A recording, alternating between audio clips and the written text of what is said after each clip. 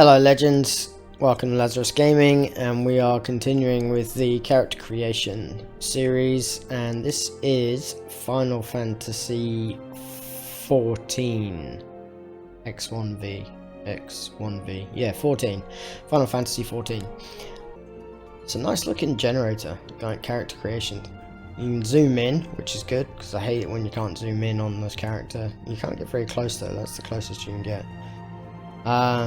So we have on the side here the description of these races. So we have the higher, the Ellison Lalafell, of course Lalafell, gotta have a lollipop class in a Asian MMO. How do you say that? Mikoti? The Roguedin and the Aura, and there's two here that I can't get to for some reason. I'm not sure why.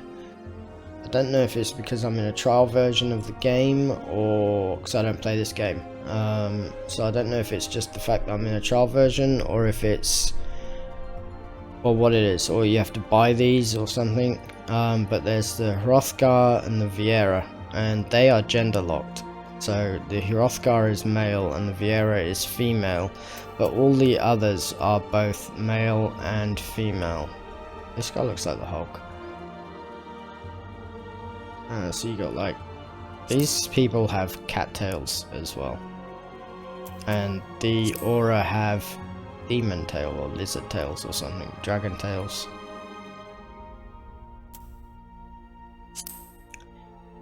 So there's male and female of all these races.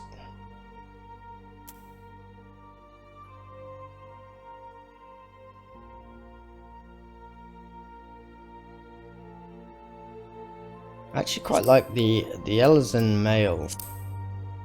It's not your standard Asian elven male, like they're obviously elves, but they're not. They seem a bit bulkier than the normal Asian characters that you get as male, as elves. Not as feminine. I like these. So we'll probably create an Ellison actually. I think that's quite cool. So let's read through the descriptions. So the Higher, which are obviously the humans, the Higher are said to have first travelled to Orzia from their surrounding continents and islands. 3 great migratory waves later, they are now the most populous of all civilized races. They exhibit a relatively modest physique, both in height and build, and are known for their peculiarly short, rounded ears. Hyers are well suited for travelling long distances by foot, a trait thought to account for their swift proliferation. Their espousal of an eclectic variety of languages and traditions is a legacy of their diverse heritage, as is their resulting lack of a unified cultural identity. And then the Ellison, the elves. In former times, the Ellison were the sole inhabitants of Eorzea. I'm guessing that's how you say that. Claiming dominion over her. Traditionally a nomadic people, the tall, slender Ellison believed the realm to be theirs by divine right. Unfortunately, this belief made the eventual appearance of the Higher in their multitudes akin to an invasion, and a long history of conflict ensued. Ultimately, the Ellison diverged into 2 clans that exist today. The Wildwood Ellison took to the forest to protect their homeland, while the Dusk White Ellison withdrew to caves and subterrane, opting instead to avoid all contact with any but their own. Man, I might be dyslexic today. See, I like that. That's great. This is my sort of class. I love that. And the fact that there's a forest, I love forests. And the fact that they have a Wildwood Ellison, that would totally be where I'm going. So the Lalafell,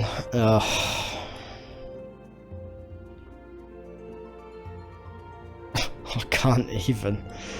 A wee people sporting short rotund bodies, the Lalafell appear as no more than children to the eyes of most. That's because they look like children. Many of these nimble little folk hail from the islands to the South Seas, where they practice a simple agricultural lifestyle. It was not until the opening of maritime trade routes that the gradual migration of Lalafells to Eorzea began. Now, one of the most well-established races in the realm, Lalafells can be found in great numbers in nearly every city, and I'm sure all of those cities are better off for it. The Lalafellin culture places great emphasis on blood relations. Individuals are known for getting along amicably with members of all races. They sound crap. The ancestors of the Mikote made their way to Eorzea during the Age of Endless Frost, traversing the frozen seas in pursuit of the wildlife upon which they subsisted. Adaptation to a hunting lifestyle has fashioned them from Adaptation to a hunting lifestyle has fashioned them with a keen sense of smell, powerful legs, and a tail, which provides them with exceptional balance. Mikote are known to be very territorial, and many individuals tend to lead solitary lifestyles, particularly males, and that's the cat people with their cat ears. Roguedin, known for their brawny builds and piercing eyes, the Roguedin are the largest and most rugged of Eorzea's races. The majority of the realm's Roguedin belong to the Seawolf clan, a maritime people who earn their keep on or by the sea, be it as sailors, fishermen, or pirates. Comparatively fewer in number than the Hellsguard, who are known for their more earnest demeanours and can often be found working as bodyguards and smithies. The Aura. The curved horns and beautifully patterned scales that characterize the Aura oft give rise to speculation that members of this higher-like race native to the far eastern continent of Othard are, in fact, the progeny of dragons. This, however, has been long disputed, with scholars citing several distinct differences in the two races as evidence of decidedly dissimilar roots. The first and foremost being the enhanced hearing and spatial recognition granted by an aura's cranial projections, traits not attributed to draconian horns, and the second being the gross disproportion in body mass between the Auri males and females, again a trait unseen in dragons. What's the females look like? Oh yeah, they are very small. So that's actually quite a cool sounding class, but I'm going to go with the Ellison because I like the sound of the Okay, so you can take off the clothes for the character. Job is disabled because we choose a job later on. So you can flip the background around so you can do character creation in different environments so you can see what they look like, which is quite cool.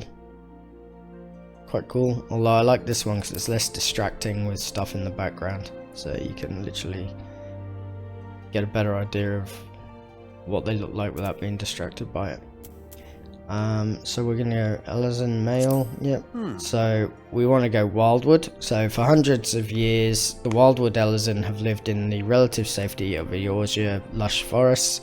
With the formation of Eorzea governments, however, many Wildwood ventured forth from the forest, drawn to the exhilarating cosmopolitanism of nearby Gridania.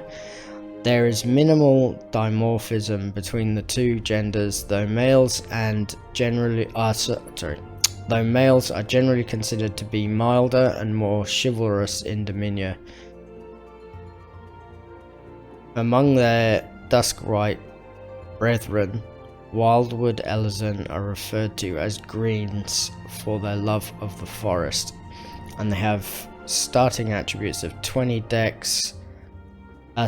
strength, 23 dex, 19 vitality, 22 int, and 19 mind.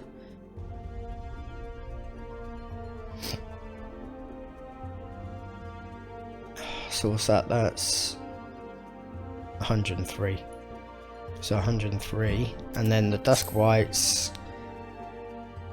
Centuries ago, a number of Ellissons sought out a life of peace and seclusion in the depths of Eorze's caves and caverns. Today they are called the Dusk White, though their wildwood cousins... Though to their wildwood cousins, they are known simply as the Greys, after their preference for darkness and stone. The cave-dwelling ways of the Dusk Whites persist, and with some among them turning to robbery and pillaging to survive, earning them the scorn of their woodland relatives. There are few differences between the two genders. There are few differences between the genders, but Dusk White females are often regarded as being the more passionate and unyielding of the two. Attributes. Starting attributes: strength 20, dex 20, vitality 19, int 23, MND, mind, I guess, 21. So that's 40, 60, 80, 103. Okay, so it looks like the classes all get 103 as a starting base number of points. Okay, so let's go Wildwood, and yeah. Okay, cool. So now we can do okay, lots of different things here. There we go. So height has a slider, skin color, lots of standard skin tones. Hairstyle. Oh, there we go. It zoomed in on the hairstyle. That's better. Okay, so wow, there's a lot of hairstyles.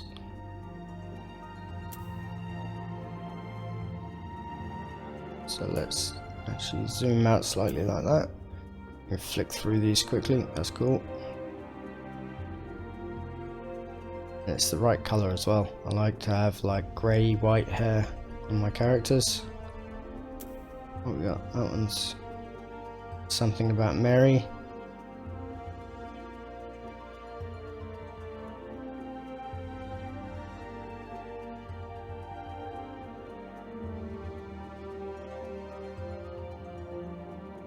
There's quite a good range. I think some of these are female haircuts.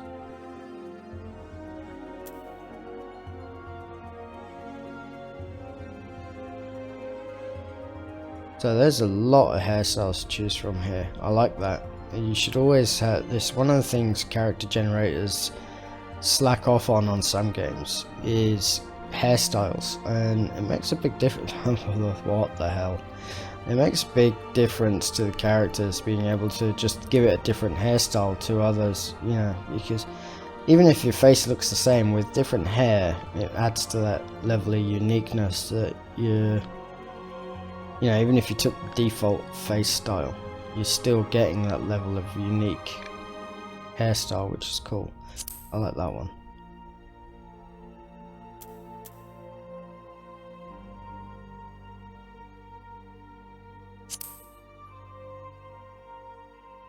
Yeah, I'm gonna go with this one. No, not that one. I'm gonna go with this one. Although it doesn't make me look very... makes my face look super thin. I think it's because of the forehead. The forehead's massive.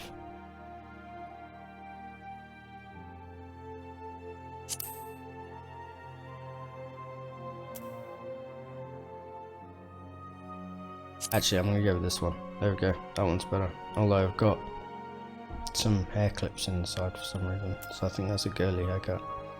Maybe we go with... I like the longer hairstyles. Ah, that'll do. I don't want to spend hours on the haircuts.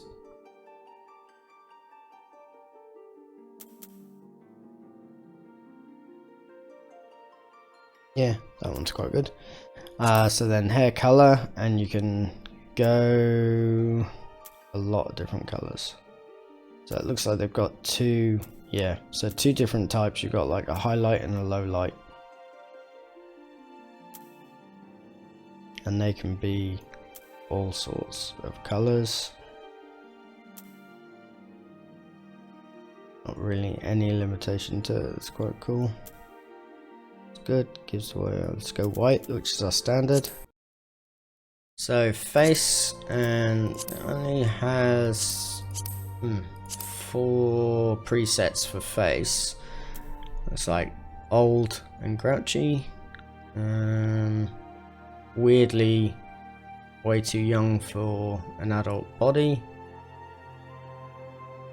Stern. Stern. Stern. Stern. This one.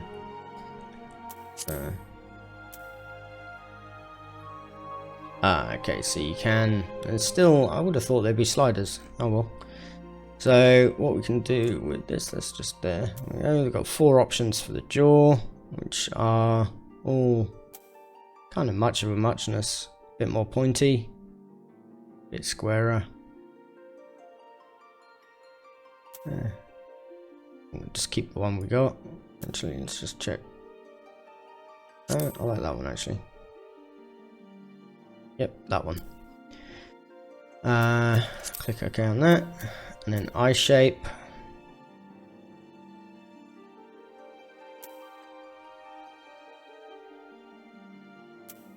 So only 6 options though, so we'll just leave that one.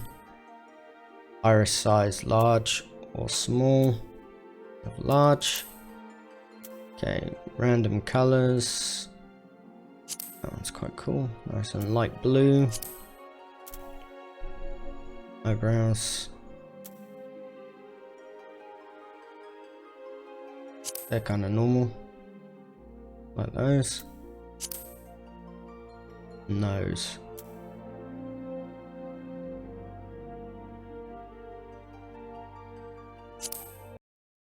Alright, bit of a hawk nose. More of a fine, refined nose, I think. It's a bit thick. I think the first one's actually probably... Yeah, I think the first one's actually the better one. Keep that. What's this, mouth?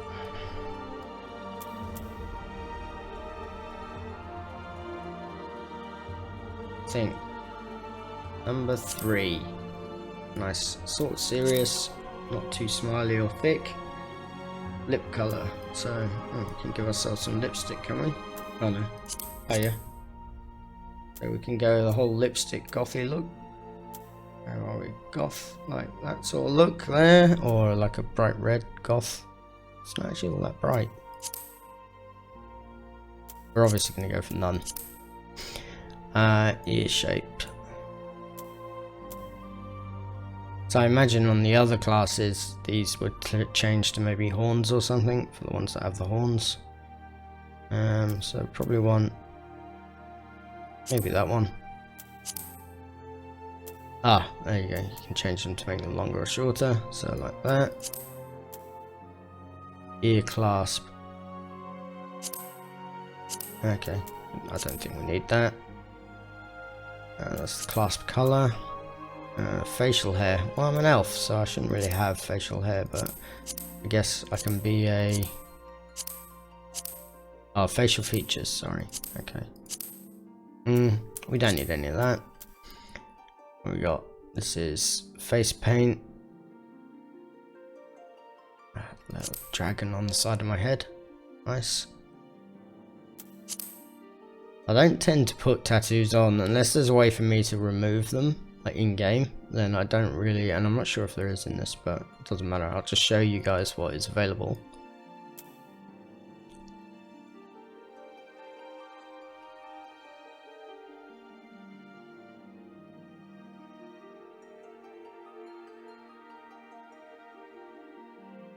And obviously the next one will be that you can choose a color. Yep. Oh, did I choose some face paint? I didn't mean to do that. Hang on a sec. Let me go back and remove that face paint. I mean, I am tempted to have the dragon.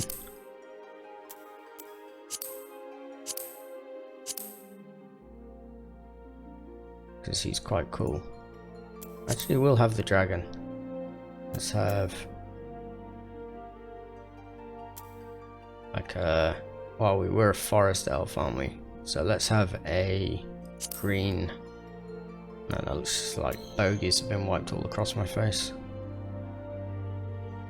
Let's have a black one. It's a tattoo after all. What's this? Voices.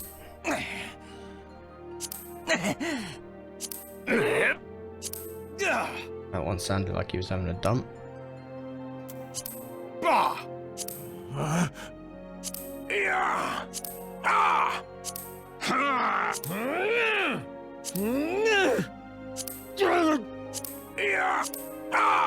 That one. Confirm. That's it. Save appearance. Put it into here. Save. Data saved. So that's quite good. You can maybe, I don't know actually, if you can just load same appearance for another character if you make it.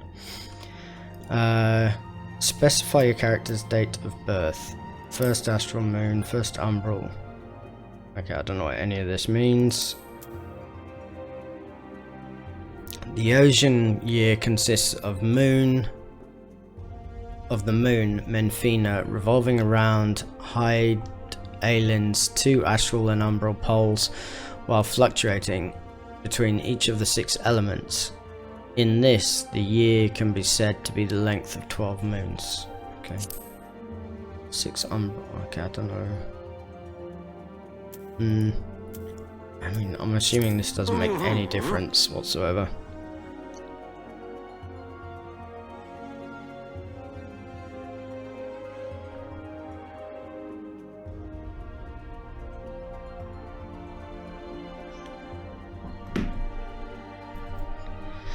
Alright, so we've got Lone is a mover of glaciers and goddess of war, the guardian deity of Ishgard. She commands the element of ice and is associated with the first moon of the Eurasian calendar. Alone is the daughter of Rhalgr and a bitter rival of Nafika. She is most often depicted as a relentless warrior armed with a bronze great shield. Her symbol is 3 spears. Menfina is keeper of the moon and the goddess of love. She commands the element of ice and is associated with the second moon of the Eosian calendar. Menfina is the sister of Azimu and the divine lover of Oshkon. She is most often depicted as a maid carrying a round skillet. Her symbol is the full moon. Thaliak, ruler of rivers and wisdom and god of knowledge, is a guardian deity of Lim Layen. He commands the element of water and is associated with the third moon of the Eosian calendar. Thaliak is the father of Lim Layen and the teacher of Bogot. He is most often depicted as a reserved scholar holding an ashen staff. His symbol is the scroll. Nymeria is the watcher of celestial bodies and goddess of fate. She commands the element of water and is associated with the fourth moon of the Eosian calendar. Nymeria is the younger sister of Athalic and master of Rhalgr. She is most often depicted as a weaver donning a white silken veil. Her symbol is a spinning wheel. Lim Layen, watcher of the seas and goddess of navigation, is the guardian deity of Limsa Lominsa. She commands the element of wind and is associated with the fifth moon of the Eosian calendar. Lim Layen is the daughter of Thalic and the elder sister of Nafika. She is most often depicted as a strong fisherwoman wielding a long-bladed harpoon. Her symbol is the wave. Oshkon is ruler of the mountains and god of travelers and vagrants. He commands the elements of wind and is associated with the sixth moon of the Eosian calendar. Oshkon is the brother of Naldthal and the close companion of Halone. He is most often depicted as a carefree ranger wielding a bow of yew. His symbol is the walking stick. Bogot is the purveyor of architecture and industry and the god of arts. He commands the element of lightning and is associated with the 7th moon of the Eogan calendar. Bogot is the elder brother of Helone and the pupil of Thaliak. He is most often depicted as the ardent smith with a two-headed hammer. His symbol is the hand. Ralger, breaker of worlds, is the god of destruction and guardian deity of the now fallen nation of Alamago. He commands the element of lightning and is associated with the 8th moon of the Eogan calendar.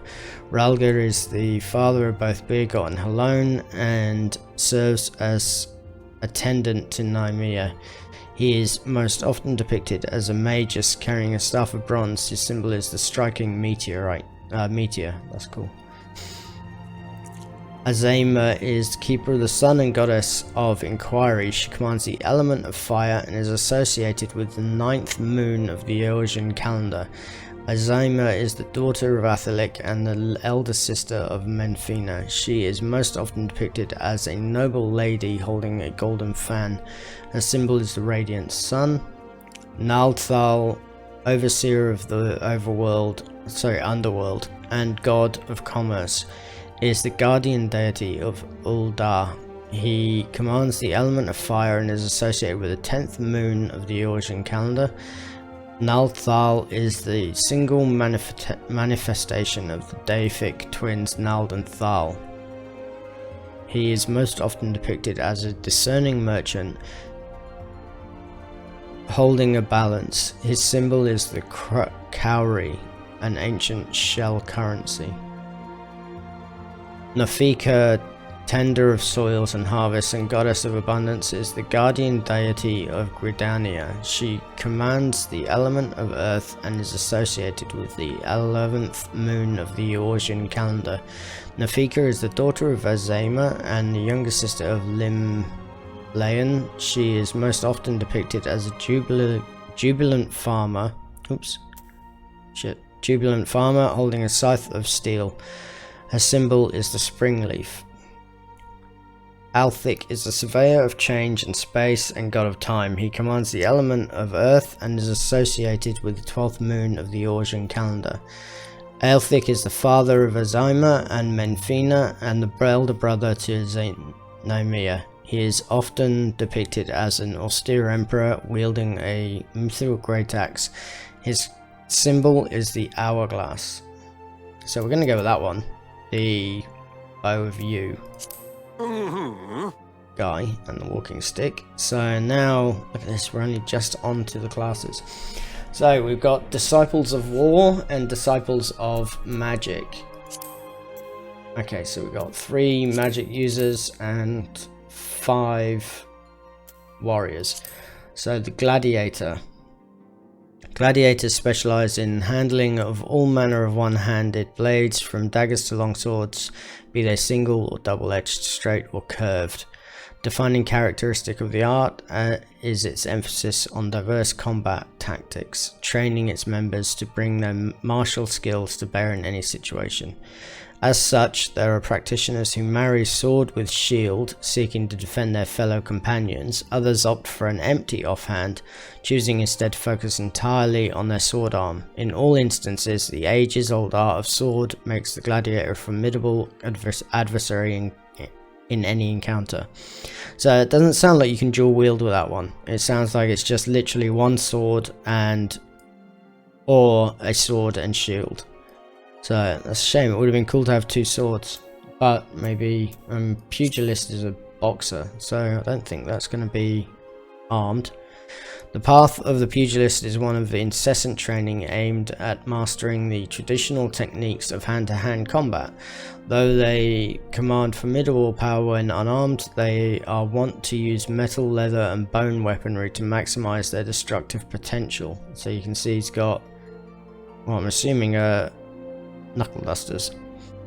Their preference for fighting at close quarters makes negotiating distances an absolute necessity. This is why many pugilists are quick to learn that lightweight gear, allowing for maximum agility, ensures them better success in battle than does cumbersome plate or chain. So I wonder if that means you can wear plate and chain, but you should wear light gear. Interesting. Marauder. I wonder what he uses. Jesus Christ, look at that axe. It's good that the axe isn't crazy big though. Like, you know, the thing's the size of him. It's good that they kept it fairly reasonably sized. I don't know if this game goes for that sort of level of common sense, or if it has other stuff in game which is just ridiculously sized and ridiculous. Marauder. The Marauder is a combat specialist whose weapon of choice is the Great Axe, a fearsome arm emblematic of Eorzea's pirates. Their approach to battle is one of brute force, relying on strength and steel to crush enemies and sunder weapons. They are highly sought after for their ferocity and intimidating presence, and are often employed to hunt down monsters plaguing the land or to turn the tide of battle between warring nations. The Lancer. So they've got like a spear or a javelin. The strategy of the Lancer is to outrange and fluster opponents with their long two-handed pole arms or a pole arm. There you go. Peppering them with a barrage of thrusting attacks. They're trained with a number of weapons, giving a diversity to their attacks that makes them extremely versatile combatants. In former times, the long spear saw the most widespread use due in great part to the influence of the proud Lancer legions of Almego. Since then, the guild has greatly expanded its armories to include a variety of weapons such as halberd and trident, so any sort of long spiky thing. And the archer. The enduring popularity of the bow is testament to its elegant design, but this simple weapon would be of little worth without the surpassing skill of those who master it, the archers.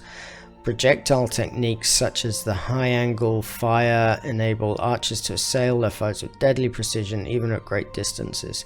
Constant assessment of the battlefield enables them to carefully determine the most advantageous ground from which to loose, as well as the nature of the arrows best suited to their enemy. Together with the longbow sentries of the Ellison military, the shortbow hunters among the Mikote are widely regarded as most skilled with the bow. So that's quite cool. It sounds like you get different types of arrows as well if you have an archer. Okay, I don't know if it's just like spell arrows or something. Conjurer. Conjury calls upon elemental forces present in nature and concentrates them to a potency at which spells can be woven. Through practice, meditation, and the essences of creation, conjurers draw forth and absorb ether from their immediate surroundings. A wand or cane made from unworked wood is utilized to focus the ether until it manifests as the desired spell. The seat of the Conjurer's Guild lies at Stillglade Fane in Gridania, where the voice of Eorzea's elementals are said to be most powerful. A Thaumaturg. In the hands of a skilled practitioner, thaumaturgy can be a force of terrifying destruction. At the heart of this school of magic lies the ability to call forth and command the latent ether within oneself through deep introspection. It sounds like a monk. To then mold that ether into sorcery, the Thaumaturg makes use of a scepter or staff within which is housed a medium, a natural stone imbued with magical properties. That's the little thing there. Don't know, that one I have difficulty saying the name of that character's class, so I don't think I would choose that just for that. Adepts of the art of Arcanum derive their might from symbols of power born of geometric techniques, hailing from across the southern seas. Held within occult grimoires, these symbols lend shape to the arcanist's ether, thereby allowing him to produce myriad powerful spells using the self-same symbols to unlock the latent power contained within gemstones. Arcanists are also able to summon forth the familiar known as carbuncle to carry out their bidding. So it sounds like they get a pet of some sort. And they use a book. So, interesting classes. I think we'll select the Ranger. And confirm. You have selected Famrit as your starting world. Proceed. NA Famrit. Yeah, I guess that just defaulted. And it looks like you can choose surname and forename. That's cool. But they can only be 20 altogether, so even though you can have 15 characters in your surname, that will only leave you 5 for your forename.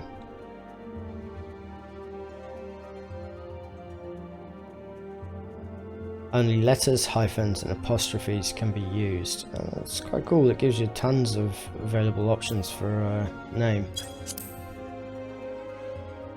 That's it. Character created.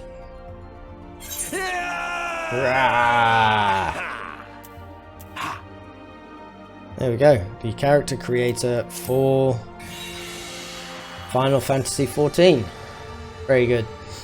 So, if you like these videos, click the like button, hit the subscribe button, hit the ding dong to be advised of any new ones we upload. And if you want any games in particular, or you're looking at a game and you'd like to know what the character creator is in it, let me know.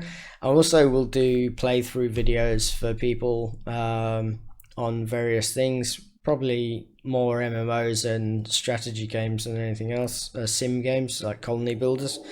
But if there's a game you want to see, let me know, and if I've got it or if I can get it, I'll make a video for you. Thanks a lot. Take care.